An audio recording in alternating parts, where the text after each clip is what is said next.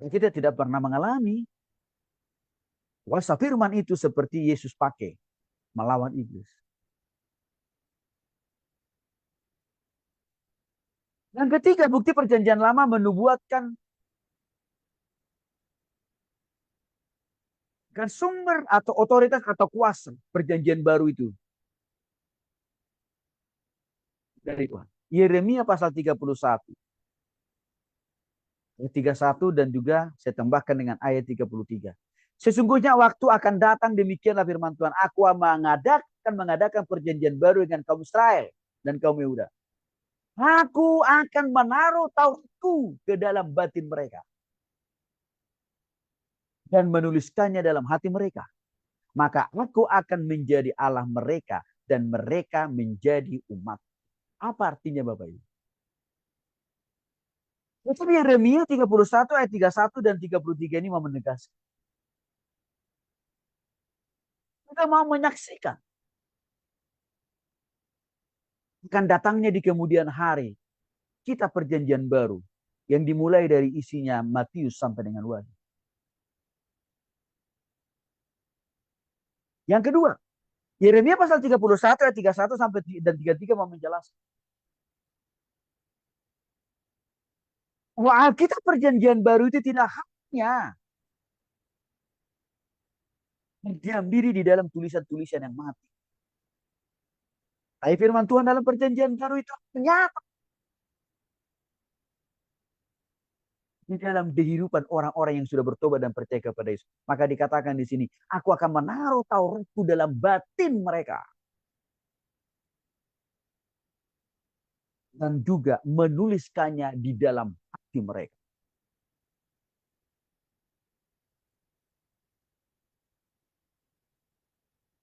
Jadi ada progresitas firman Tuhan dalam perjanjian baru itu. Tidak hanya sebatas dibaca, tapi firman itu juga bisa sampai Tuhan materaikan di dalam batin dan juga di dalam hati orang percaya. Contoh,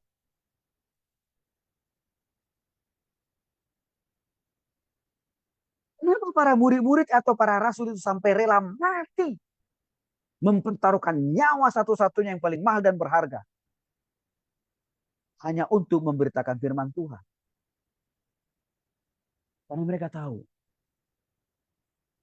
ada firman Tuhan yang telah Tuhan tulis dengan Roh Kudus di dalam hati dan batin mereka.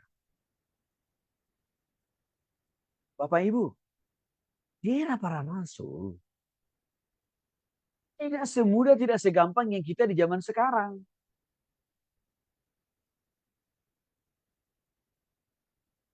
Kan sama prosedurnya seperti perjanjian lama diterima oleh para nabi. Kan tidak langsung para nabi itu kan menuliskan firman itu waktu mereka terima dari Tuhan. Para nabi itu kan menerima firman Tuhan itu kan Tuhan sampaikan secara lisan. Perkataan langsung kan. Tuhan sampaikan firman-Nya itu kepada para nabi. Sama. Para rasul juga menerima firman itu tidak langsung dalam bentuk tertulis. Tidak.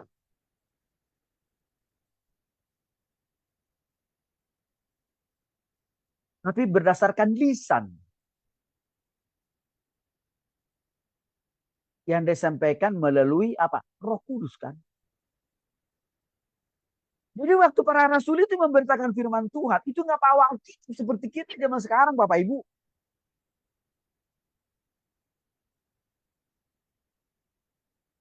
Tapi mereka memberitakan mengajarkan firman Tuhan seperti yang sudah Tuhan taruh dalam hati dan pikiran mereka melalui Roh Kudus.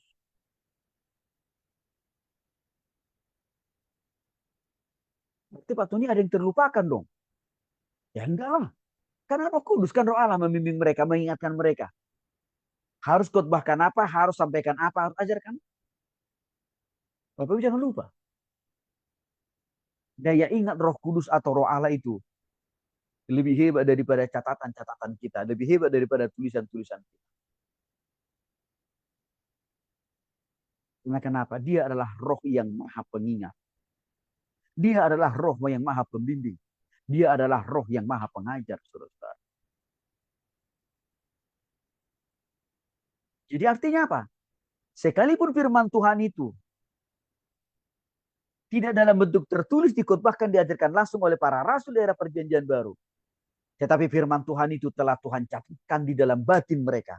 Di dalam hati mereka. Artinya apa? Firman Tuhan itu telah mendarah daging di dalam diri para rasul itu sendiri.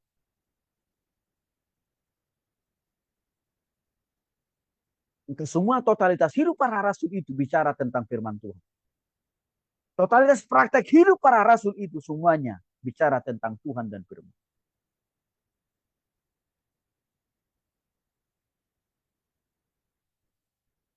Yang dimaksud oleh Yeremia pasal 31 dan ayat 33.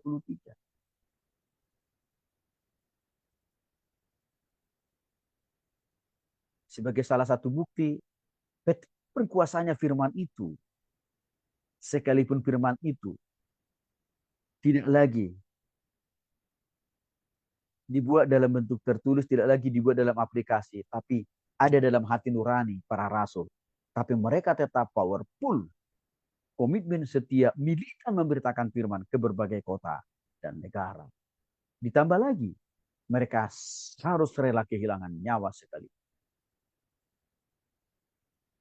Itu menjadi bukti kuasa firman itu bekerja total di dalam diri mereka.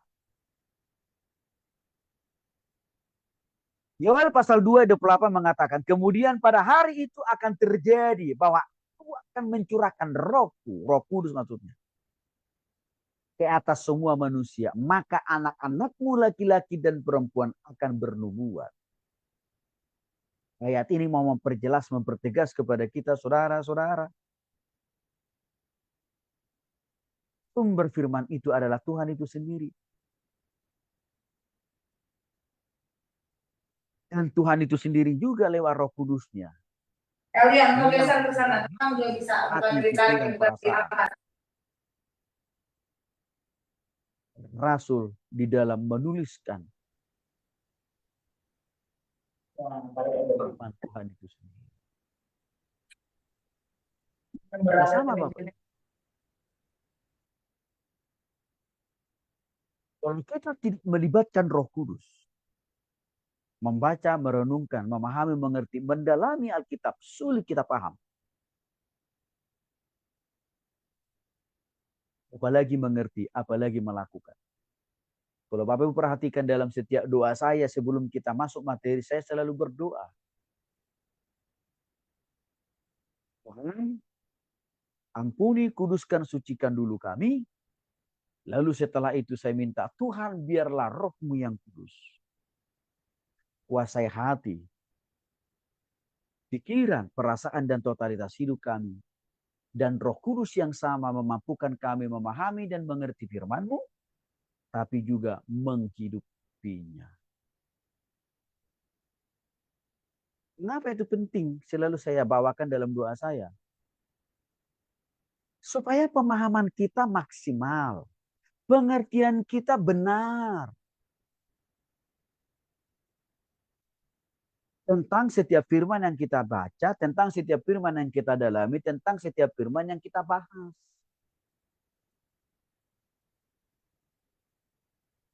Sebab kalau tanpa pertolongan, bimbingan, arahan, penerangan dari Roh Kudus di dalam diri kita, kita akan sulit.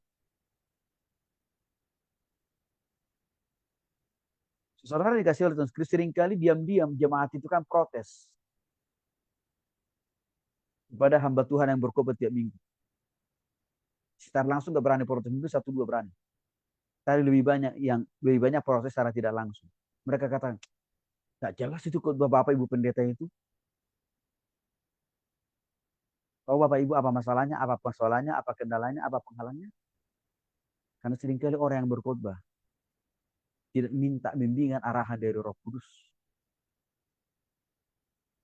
Dia hanya pakai akal logikanya sendiri memahami firman Tuhan. Nggak nyambung. Tidak akan pernah paham. Karena kenapa yang punya firman